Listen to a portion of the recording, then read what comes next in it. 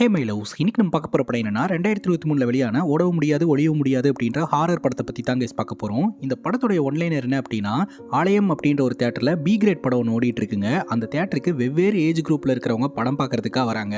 ஆண்களும் இருக்கிறாங்க, பெண்களும் இருக்கிறாங்க, வயதானவரும் ஒருத்தர் இருக்கிறாரு, சின்ன பசங்க கூட இருக்கிறானுங்க, 18 வயசுக்கு கீழே இருக்கிறவனுங்க. ஸோ படம் பார்க்க வந்து அந்த தேட்டரில் அமானுஷமான ஆக்டிவிட்டிலாம் நடக்க ஆரம்பிக்குது. அந்த தேட்டரை விட்டு இவங்களால வெளியே வர முடியல. அடுத்தடுத்து என்ன நடந்தது, அந்த தேட்டருக்கு பின்னாடி இருக்கக்கூடிய மர்மம் என்ன அப்படின்றது தான் மொத்த படமே. இந்த வீடியோவை ஸ்கிப் பண்ணாம பாருங்க. இது ஒரு ஃபீல் குட் படம் அப்படின்றதுனால sit back, relax and enjoy. நீங்க பார்த்துட்டு இருக்கிறது சரண் என்டர்டைன்மெண்ட். நான் தான் சரண். வாங்க வீடியோக்குள்ள போலாம். படத்தோட ஸ்டார்டிங் சீனில் கண்ணப்பன் அப்படின்ற டிரெக்டரோட வீட்டை காட்டுறாங்க. ஸோ இந்த டிரெக்டரோடைய படத்தை ப்ரொடியூஸ் பண்ண ப்ரொடியூசர் ஃபோனை போட்டு நம்ம படத்தோடைய ஸ்பெஷல் ஷோ பற்றி டிஸ்கஸ் பண்ணணும், உடனே தேட்டருக்கு கிளம்பி வா அப்படின்னு சொல்ல, சரின்னு கேட்டுட்டு கண்ணப்பனும் தேட்டருக்கு கிளம்பி போகிறாருங்க. தேட்டருக்குள்ளே என்ட்ரு ஆகிறதுக்கு முன்னாடியே ஏதோ ஒன்று தப்பாக இருக்குது அப்படின்ட்டு இவருடைய உள்ளுணர்வு சொல்லிக்கிட்டு இருக்கு. உள்ளே போய் பார்த்தா இவர் டிரெக்ட் பண்ண படம் ஓடிக்கிட்டு இருக்கு. ஆனால் தேட்டரில் ஒரு பயலையும் காணும், தேட்டரில் யாரையுமே காணும், ஆனால் படம் மட்டும் ஓடிக்கிட்டு இருக்கு அப்படின்ட்டு ஆப்ரேட்டர் ரூம்குள்ளேயும் மேனேஜர் ரூம்குள்ளேயும் போய் பார்த்தா அந்த இடத்துல யாருமே இல்லை. ஸ்பெஷல் ஷோவை பற்றி பேசலாம் அப்படின்னு ஃபோன் பண்ணி வர சொல்லிட்டு இந்த இடத்துல யாரையுமே காணமே அப்படின்ட்டு இவரும் அந்த தேட்டரை சுற்றி வந்துக்கிட்டு இருக்கிறாருங்க.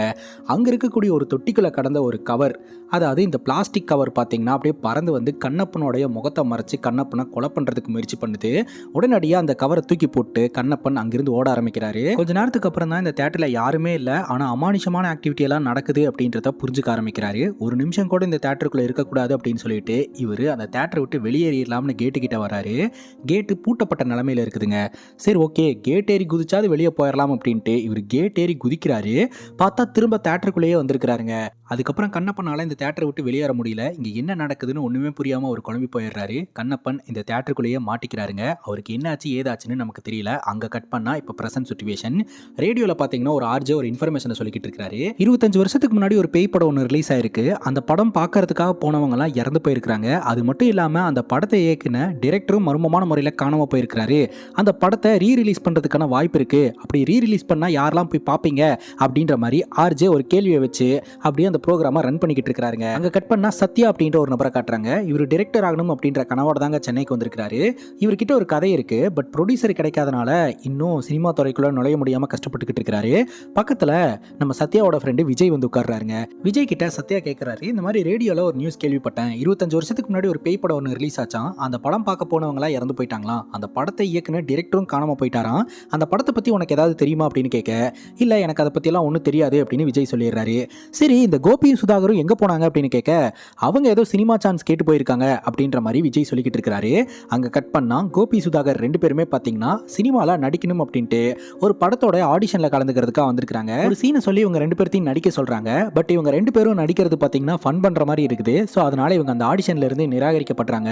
அதுக்கப்புறம் கோபி, சுதாகர், சத்யா, விஜய், சத்யாவோட ஃப்ரெண்டு, இவங்க 5 பேருமே பார்த்தீங்கன்னா தொடர்ந்து சினிமா வாய்ப்பை தேடி அலைஞ்சுக்கிட்டே இருக்கிறாங்க.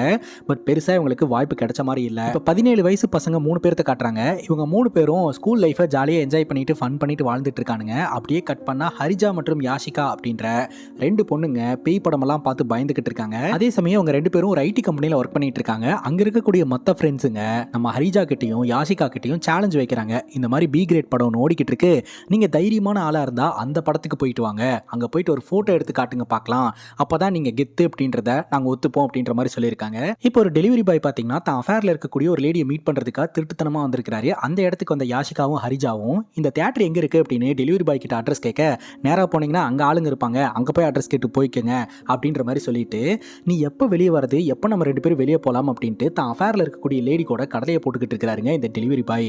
அங்க கட் பண்ணா வாய்ப்பு கிடைக்காத இந்த 5 பேரும் காசும் காலி ஆயிடுச்சு, ஊர் பக்கம் போய் வீட்டில் காசு வாங்கிட்டு அதுக்கப்புறம் திரும்ப வந்து சான்ஸ் தேடி அலையலாம் அப்படின்ட்டு பஸ் ஸ்டாப்புக்கு வந்திருக்காங்க. அப்பதான் தெரிய வருது எந்த பஸ்ஸுமே இன்னைக்கு போகாது, ஏன்னா இன்னைக்கு பஸ்ஸுக்காரங்கெல்லாம் ஸ்ட்ரைக்ல ஈடுபட்டு இருக்காங்க அப்படின்ட்டு. காலையில தான் பஸ் அப்படின்னு சொல்ல காலையில வரைக்கும் என்ன பண்றது அப்படின்னு இவங்க யோசனை பண்றாங்க. சரி ராத்திரி ஒரு படம் பார்த்துட்டு அதுக்கப்புறம் அப்படியே பஸ் பிடிச்சி ஊர் பக்கம் போகலாம் அப்படின்னு இவங்க முடிவெடுக்கிறாங்க. சரின்னு கேட்டுட்டு படம் பார்க்கறதுக்காக பக்கத்தில் இருக்கக்கூடிய தேட்டரை நோக்கி வந்துகிட்டு இருக்காங்க.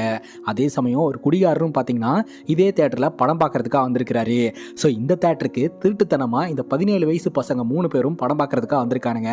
அந்த தேட்டரில் என்ன படம் ஓடிக்கிட்டு இருக்கு அப்படின்னா வாங்க அங்கிள் விளையாடலாம் அப்படின்ற ஒரு படம். ஸோ அந்த தேட்டர் வாசல்ல நின்று ஹரிஜா ஹரிஜாவும் யாஷிகாவும் ஒரு ஃபோட்டோ எடுத்துட்டு நாம கெத்து அப்படியே கிளம்பலாம் அப்படின்ட்டு கிளம்பும்போது யாஷிகா இவ்வளோ தூரம் வந்துட்டோம் படம் பார்த்துட்டு போகலாமே அப்படின்னு சொல்லிட்டு 2 பேரும் டிக்கெட் வாங்கிட்டு தேட்டருக்குள்ளேயும் போயிடுறாங்க. கரெக்டாக சான்ஸ் தேடி வந்த 5 பேரும் இதே தேட்டர் கிட்ட தான் வராங்க. ஸோ பக்கத்தில் இந்த ஒரு தேட்டர் தான் இருக்குது. என்ன படம் ஓடுது அப்படின்னு பார்த்தா வாங்க அங்கிள் விளையாடலாம் அப்படின்ற ஒரு படம் ஓடுது. சரி டிக்கெட் வாங்கிட்டு போய் உள்ளே உட்காருவோம், நமக்கு தேவை டைம் பாஸ் தானே அப்படின்ட்டு உள்ளே போக உள்ள இந்த குடிகாரரு எப்படா படம் போடுவாங்க அப்படின்னு சொல்லி காத்துக்கிட்டு இருக்கிறாரு. அதே சமயம் இந்த 3 சின்ன பசங்களும் அங்கே தான் உட்காந்துக்கிட்டு இருக்கானுங்க. ஆளுங்க வரதை பார்த்ததும் நோட்டெல்லாம் எடுத்து வச்சு தன்னோட முகத்தை மறைச்சிக்கிட்டு இருக்கானுங்க. ஸோ இந்த சுச்சுவேஷனில் 5 பேரும் ஹரிஜாவையும் யாஷிகாவும் பார்த்துட்டு என்னடா பொண்ணுங்களாம் உட்காந்துக்கிட்டு இருக்காங்க அப்படின்னு சொல்ல, பொதுவாக இந்த படங்களை எல்லாம் பசங்களை விட பொண்ணுங்க தாண்டா பார்ப்பாங்க அப்படின்னு இவங்க சொல்ல, அந்த பக்கம் ஹரிஜாவும் யாசிகாவும் டிஸ்கஸ் பண்ணிட்டு இருக்காங்க. பொதுவாக இந்த படங்களை பொண்ணுங்களை விட பசங்க தான் பார்ப்பாங்க அப்படின்னு சொல்லிட்டு ஆக மொத்தம் ஹரிஜா கேங்கும் இந்த சினிமா கேங்கும் பார்த்தீங்கன்னா வேற காரணத்தினால தான் இந்த ஒரு தேட்டருக்குள்ளே வந்திருக்காங்க. இந்த குடிகாரரும் அந்த 3 சின்ன பசங்களும் மட்டும்தான் படம் பார்க்கணும் அப்படின்ற நோக்கத்துக்காகவே உள்ளே வந்திருக்காங்க.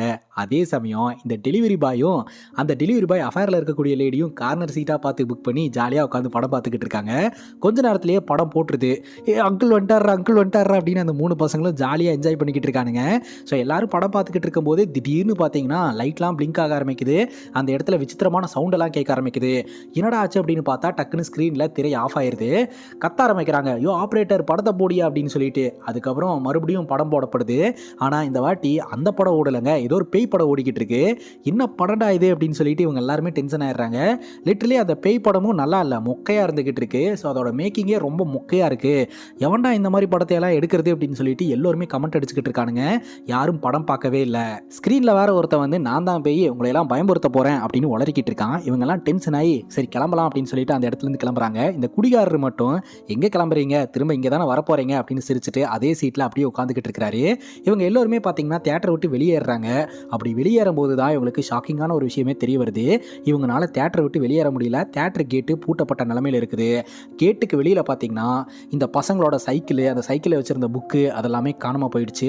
ஆனால் அந்த டெலிவரி பாயோட பைக்கு கூட இருந்த அந்த பேகு அது எல்லாமே காணாமல் போயிடுச்சு. அந்த தியேட்டருக்கு வெளியில் ஒரு ஆட்டோ டிரைவர் வாஷ்ரூம் யூஸ் பண்ணுறதுக்காக வராருங்க. அப்போ அந்த தியேட்டருக்குள்ளே ஏதோ ஒரு சவுண்டு கேட்குது அப்படின்னு சொல்லிட்டு பயந்து ஓடுறாரு. இந்த ஆட்டோ டிரைவர் பேசுகிற சவுண்டு மட்டும் உள்ளே இருக்கிறவங்களுக்கு கேட்குதே தவிர வெளியே யார் இருக்கிறாங்க அப்படின்னு கண்ணுக்கு தெரிய மாட்டேங்குது. சரி காம்பவுண்ட் ஏறி குதிச்சு வெளியே போயிடலாம் அப்படின்ட்டு இந்த பசங்க ஃபர்ஸ்ட் காம்பவுண்ட் ஏறி குதிச்சு வெளியே போகிறானுங்க. ஆனால் வெளியே குதிச்சா திரும்ப இவங்க உள்ளேயே தான் வராங்களே தவிர வெளியே இவங்களால போக முடியல. எல்லோரும் குழம்பி போயிடுறாங்க. ஒரு நார்மலான படம் பார்க்கறதுக்கு வந்து இங்கே ஏதாவது இன்ஸ்டன்ட் ஆயிருந்தா கூட எதுவும் தெரிஞ்சிருக்காது. ஆனால் பி கிரேட் படம் பார்க்க வந்து இவங்களுக்கு ஏதாவது ஆயிடுச்சுன்னா கௌரவம் போயிருமேப்பா அப்படின்ட்டு எல்லோரும் பயப்படுறாங்க. வெளியே போன எல்லோரும் திரும்ப தேட்டருக்குள்ள வராங்க. இந்த குடிகாரர் பார்த்து சிரிக்கிறாரு. நான் தான் அப்பவே சொன்னேன்ல எல்லாரும் திரும்ப இங்கே தான் வருவீங்கன்னு அப்படின்னு உட்காந்துக்கிட்டு இருக்கிறாங்க.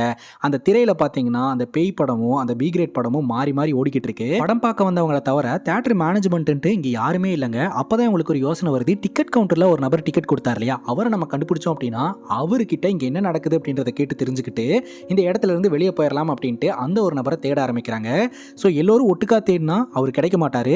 அதனால தனித்தனியாக தேடலாம் அப்படின்னு ஆளாளுக்கு பிரிஞ்சு தேட ஆரம்பிக்கிறாங்க. அந்த வகையில் ஹரிஜாவும் யாஷிகாவும் மேனேஜரோட ரூம்குள்ள போயிடுறாங்க.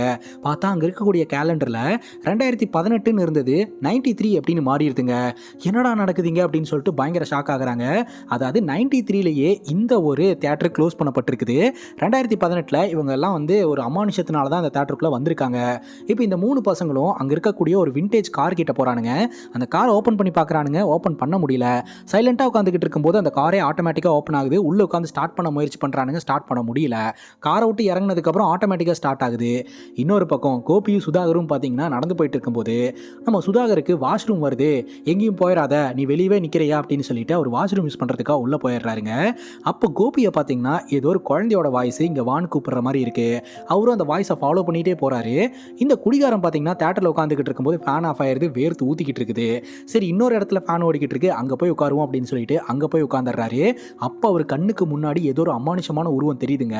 கண்ணை அப்படியே தேய்ச்சிக்கிட்டு பார்த்தா அந்த இடத்துல அந்த உருவத்தை காணும். இப்போ கோபிக்கிட்ட ஏதோ ஒரு குழந்தை பேசுகிற மாதிரி இருக்குது. நான் இங்கே இருக்க தெரியுமா, ரொம்ப இருட்டான ஒரு இடத்துல இருக்கிறேன், அம்மாவோட வயிற்றுக்குள்ளே இருக்கிறேன், இங்கே வாங்க அப்படின்ற மாதிரி கோபியை கூப்பிட்டு இருக்குது. அந்த வாய்ஸை ஃபாலோ பண்ணிக்கிட்டே கோபி கிட்ட போகிறாருங்க. அதே சமயம் சுதாகர் மட்டும் தனியாக பாத்ரூம்குள்ளே உட்காந்துக்கிட்டு இருக்கிறார் இல்லையா, கரெக்டாக பவர் கட் ஆகுது. அவர் மிரண்டு போயிடுறாரு. டக்குன்னு பவர் வந்துடுது. அதே சமயம் அந்த இடத்துல ஒரு சொம்பு ஒன்று உருண்டுட்டு வருதுங்க. அதை பார்த்து மிரண்டு போய் ஒரு வெளியே ஓடி வந்துடுறாரு. ஸோ அந்த இடத்துல கோபியை காணும். கோபியை தேடிக்கிட்டே ஒரு ரூம் கிட்ட வராரு.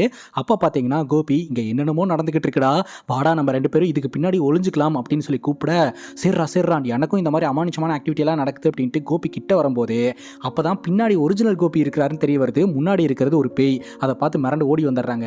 அதுக்கப்புறம் இந்த குடிகாரரு தேட்டருக்குள்ள உட்காந்துக்கிட்டு இருந்தார் இல்லையா, அவருக்கு வயிற்ற கலக்குது அப்படின்னு சொல்லிட்டு அவர் ஒரு பக்கம் வாஷ்ரூமை தேடி அலைஞ்சிக்கிட்டு இருக்கிறாரு.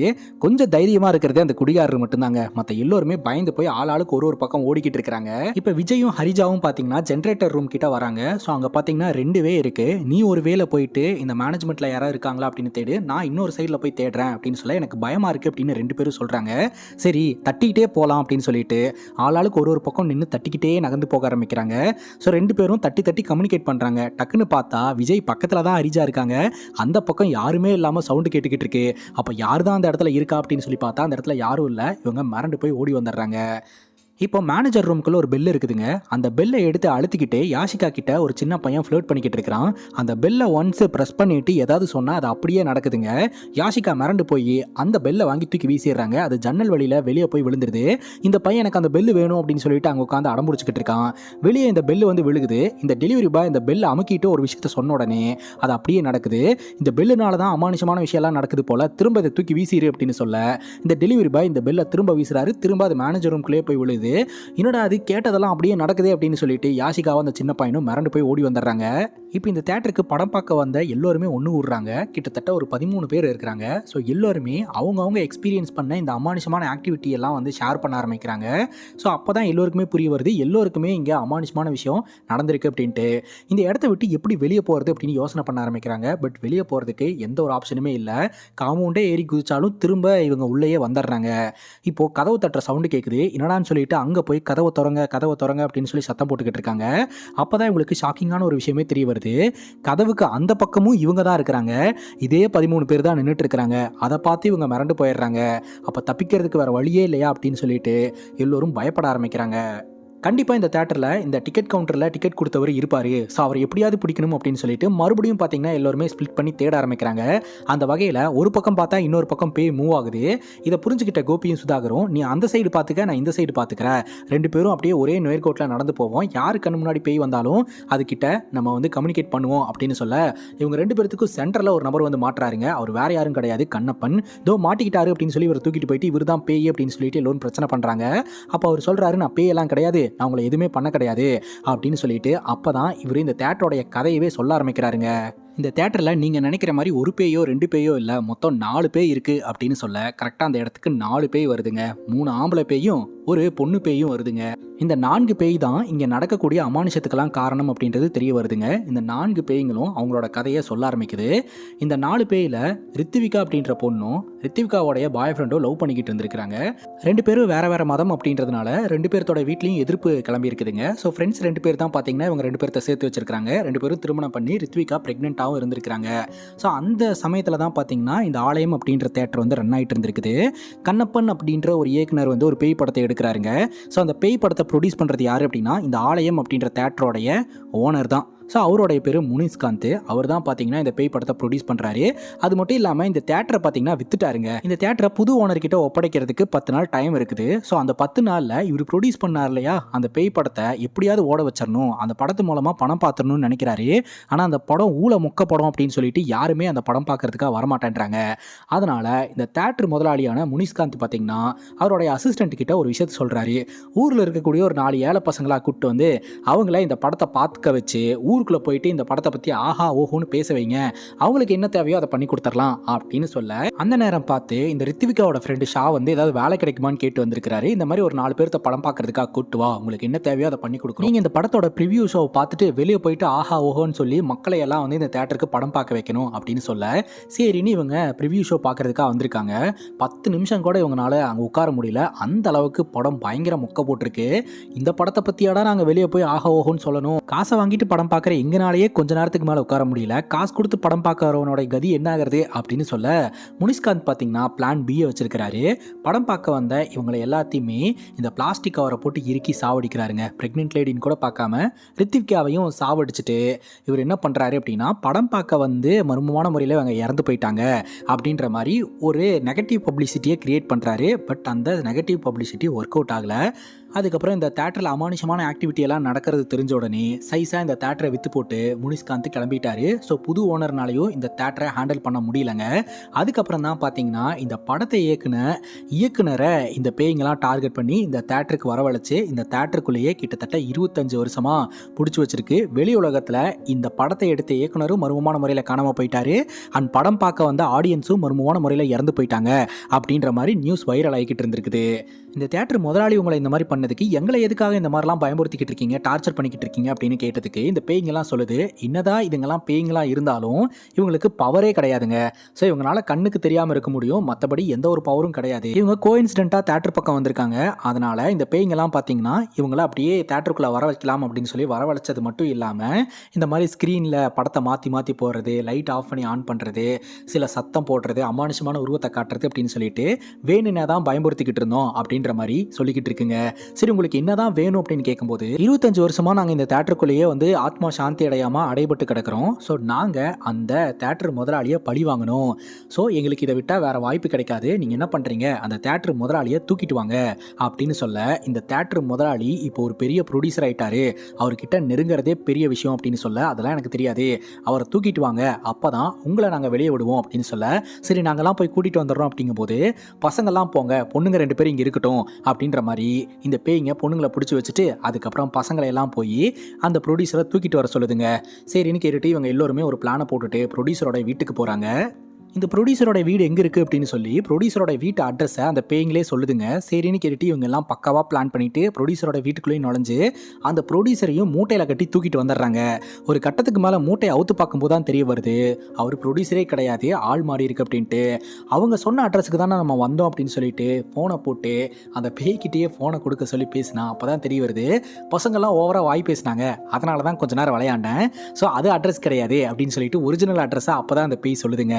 கடுப்பாயிட்டு மறுபடியும் பார்த்தீங்கன்னா அந்த இடத்துல இருந்து ஒரிஜினல் ப்ரொடியூசர் வீட்டை நோக்கி இவங்க கிளம்ப ஆரம்பிக்கிறாங்க. முனிஷ்காந்த் தான் ஒரிஜினல் ப்ரொடியூசர். அவர் பார்த்தீங்கன்னா வேலை விஷயமா 4 நாள் வெளியூர் போகிறேன் அப்படின்ட்டு அவரோட மனைவி கிட்ட எல்லாத்தையும் பத்திரமா பார்த்துக்க அப்படின்னு சொல்லிட்டு வெளியே இருக்கக்கூடிய அடியாட்கள் கிட்டையுமே பார்த்தீங்கன்னா இன்ஃபார்ம் பண்ணிட்டு கிளம்புறாருங்க. அப்போ பார்த்தீங்கன்னா அந்த ப்ரொடியூசரோட வீட்டுக்கு வெளியில தான் இவங்க இந்த விண்டேஜ் காரில் வெயிட் பண்ணிக்கிட்டு இருக்காங்க. இந்த ப்ரொடியூசர் கிளம்பிட்டான், அவனை ஃபாலோ பண்ணுங்க அப்படின்னு சொல்லிட்டு கார் எடுத்துட்டு ஃபாலோ பண்ணலாம்னு நினச்சா கார் ஸ்டார்ட் ஆக மாட்டேது. கொஞ்சம் தூரம் போகும்போது தான் முனிஷ்காந்த் வந்து இது என் தேட்டரில் இருந்த விண்டேஜ் காராச்சு, இது எப்படி இங்கே வந்தது அப்படின்னு சொல்லிட்டு யூட்டன் போட்டாங்க போ அப்படிங்கும்போது இவங்க காரை தள்ளிக்கிட்டு இருக்காங்க. ஸோ யாரோ ஒருத்தங்க என்னை போட்டு தள்ளுறதுக்கு ஸ்கெட்ச் போட்டிருக்காங்க அப்படின்றத முனிஷ்காந்த் புரிஞ்சுக்கிறாருங்க. உடனடியாக இவர் வீட்டுக்குள்ள நுழையிறாரு. ஸோ உள்ளே இருக்கக்கூடிய ஆட்கள் கிட்டலாம் வந்து அலாட் பண்ணிடுறாரு. உடனடியாக பார்த்தீங்கன்னா இவங்களும் டைரெக்டாக வீட்டுக்குள்ளேயே போய் இந்த ப்ரொடியூசரை கடத்திடலான்னு நினைக்கும் போது அவர் ரெடியாக உட்காந்துக்கிட்டு இருக்கிறாரு. வாங்கடா உங்களுக்காக தான் காத்துக்கிட்டு இருக்கிறேன் அப்படின்னு சொல்ல முனிஷ்காந்தோட வீட்டுக்குள்ளே இருந்து பனியனும் டவுசருமா ஒருத்தன் வெளியே ஓடி வரான் ஜாலியாக விளையாடிட்டு. நீ யாரா ஆல்ரெடி வீட்டுக்குள்ளே வந்துட்டியா அப்படின்னு சொல்லி கண்ணை வச்சு மிரட்ட பின்னாடியே அவங்க மனைவியும் ஜாலியாக விளையாடிட்டு வராங்க. அப்போ தான் தெரிய வருது இந்த ப்ரொடியூசரோடைய மனைவியும் அந்த ஒரு நபரும் பார்த்தீங்கன்னா அஃபேரில் இருந்திருக்காங்க. வெளியே போய் 1 மணி நேரம் கூட முழுசாகல, அதுக்குள்ள ஒரு ஆளை கூட்டு வந்துட்டி அடி அப்படின்னு சொல்லி மிரட்டிக்கிட்டு இருக்க இவங்க ஒரு பக்கம் மிரட்டிக்கிட்டு இருக்க. ஒரு கட்டத்துக்கு மேலே பார்த்தீங்கன்னா இந்த முனிஷ்காந்தை அட்டாக் பண்ணி அந்த இடத்துல இருந்து முனிஷ்காந்தை கடத்தி தூக்கிட்டு போயிடுறாங்க. இங்கே எதுக்குடா நான் தூக்கிட்டு வந்தீங்க அப்படின்னு சொல்லி கேட்கும்போது கரெக்டாக இந்த பேய்ங்க வந்து இவங்கள மிரட்ட ஆரம்பிக்குது. ஸோ நீ பண்ண அந்த சம்பவத்துக்கு பழி வாங்குறதுக்காக தான் நீங்கள் கூட்டிகிட்டு வந்திருக்கேன் அப்படின்னு சொல்ல இப்போ கட் அவுத்து விடலைன்னா நான் கொன்றுவேன் அப்படின்ற மாதிரி முனிஷ்காந்த் மிரட்டுறாரு. ஆல்ரெடி நீ என்னை சாவடிச்சிட்ட, நான் பேயாக தான் வந்து உன்னை பழி வாங்க வந்திருக்கேன் அப்படின்னு சொல்லி மிரட்டிட்டு உனக்கு எந்த மாதிரியான தண்டனை நான் தரப்போகிறேன் தெரியுமா, எந்த படத்தை காமிச்சு எங்களை சாவடிச்சியோ அதே படத்தை காமிச்சு உன்னை சாவடிக்க போகிறேன், சாவர வரைக்கும் நான் அந்த படத்தை பார்க்க வைக்க போகிறேன் அப்படின்னு சொல்லிட்டு அந்த பேய் படத்தை போட்டு விட்டுறாங்க. ஒரு கட்டத்துக்கு மேலே அந்த இடத்துக்கு ஒரு குரூப் வராங்க. ஸோ வந்துட்டீங்களாடா காப்பாத்துங்கடா அப்படின்ற மாதிரி முனிஷ்காந்த் சொல்கிறாரு. ஓனர் சொன்னாதான் காப்பாற்றுவோம் அப்படின்ற மாதிரி இந்த அடியாட்கள் சொல்கிறாங்க. யாரா அந்த ஓனர் அப்படின்னு பார்த்தா நம்ம ப்ரொடியூசரோடைய மனைவி தான் அந்த இடத்துக்கு வந்திருக்கிறாங்க. ஸோ இவங்க அடியாட்கள் கிட்டலாம் வந்து 10,000 ரூபாய் பணம் கொடுக்குறேன் அப்படின்னு சொல்லிட்டு அவங்க பக்கம் எடுத்துக்கிட்டாங்க. ஏன்னா 10,000 ரூபாய்க்காக அவள் பக்கம் போயிட்டியா, உனக்கு 20,000 ரூபாய் தரேன் அப்படின்னு சொல்லிட்டு பேரம் பேசிக்கிட்டு இருக்காங்க. ஒரு கட்டத்துக்கு மேலே ஒரு பெரிய அமௌண்ட்டை நான் தரேன் அப்படின்னு சொன்ன உடனே அடியாட்கள்லாம் பார்த்தீங்கன்னா நம்ம முனிஷ்காந்த் பக்கம் வந்துடுறாங்க. இப்போ இந்த ப்ரொடியூசரோடைய மனைவி பார்த்தீங்கன்னா படம் பார்க்க வந்தவங்க கூட ஜாயின் பண்ணிக்கிறாங்க. ஸோ இவங்கெல்லாம் ஒரு குரூப்பாகவும் முனிஷ்காந்தோடைய அடியாட்கள் ஒரு குரூப்பாகவும் பார்த்தீங்கன்னா 2 தரப்பினர்களுக்கும் இடையே பஞ்சாயத்து நடந்துகிட்டு இருக்கு. அப்பவும் முனிஷ்காந்தை யாரும் அவுத்து விடல, அவர் சேர்லேயே உட்காந்துக்கிட்டு இருக்கிறாரு. ஸ்க்ரீனில் அந்த பேய் படம் ஓடிக்கிட்டு இருக்கு. ஏன்டா இந்த பேய் படத்தை போட்டு என்ன சாவடிக்கிறீங்க அப்படின்ற மாதிரி அவர் புலம்பிக்கிட்டு இருக்கிறாரு. ஒரு கட்டத்துக்கு மேலே பார்த்தீங்கன்னா இவங்க கிட்ட அடி வாங்க முடியாமல் இந்த பேய்களெல்லாம் பார்த்து பயந்து முனிஷ்காந்தோடைய அடியாட்கள்லாம் வந்து அந்த தேட்டரை விட்டு வெளியே ஓடிடுறாங்க. முனிஷ்காந்த் அந்த பேய்ங்க கிட்ட கெஞ்ச ஆரம்பிக்கிறாரு. சாப்பாடு தண்ணி இல்லாமல் கூட என்னை சாவடிச்சு பழி வாங்கிக்கோங்க, தயவு செஞ்சு இந்த படத்தை காமிச்சு என்னை பழி வாங்காதீங்க அப்படின்னு சொல்ல, நீ சாவர வரைக்கும் இந்த படத்தை பார்த்துக்கிட்டே தான் இருக்கணும் அப்படின்ற மாதிரி சொல்லிட்டு இந்த கண்ணப்பன் இருக்கிறார் இல்லையா, ஸோ நீ படம் எடுத்தது மட்டும்தான் உன் தப்பு, நீ வந்து எங்களை கொல்ல கிடையாது, நீ இங்கேருந்து போய்க்கோ அப்படின்ற மாதிரி சொல்ல, இல்லை நான் போல இங்கேயே இருக்கேன் அப்படின்ற மாதிரி சொல்லிடுறாரு. அதுக்கப்புறம் இங்கே இருக்கக்கூடிய எல்லாருமே பார்த்தீங்கன்னா இந்த பேய் ரிலீஸ் பண்ணி விட்டுருதுங்க. ஸோ எல்லோரும் அந்த இடத்துலேருந்து கிளம்புறாங்க. இந்த பேய்களோட ஆத்மாவும் சாந்தி அடையுது. இப்போ இவங்க எல்லோருமே வெளியே வரும்போது ப்ரொடியூசர் கிடைக்காம இந்த 5 பேரும் கஷ்டப்பட்டுக்கிட்டு இருந்தாங்க இல்லையா, அப்போ பார்த்தீங்கன்னா இந்த ப்ரொடியூசரோட மனைவி, நான் வந்து இனிமேல் ப்ரொடியூசராக இருக்க போகிறேன், உன்னோட கதை என்ன அப்படின்றத என்கிட்ட வந்து சொல்லு, நம்ம வந்து படம் எடுக்கலாம் அப்படின்ற மாதிரி வாய்ப்பு கொடுக்குறாங்க. இத்தோட இந்த படம் முடியுதுங்க. இதே மாதிரி வேறு ஏதாவது படத்தை பற்றி பேசணும் அப்படின்னு நினச்சிங்கன்னா கமெண்ட் செக்ஷனில் படத்தோட பேரை சொல்லுங்கள். இதே மாதிரி வேற ஒரு நல்ல வீடியோவில் வந்து சந்திக்கிறேன். Love you guys, take care and cheers.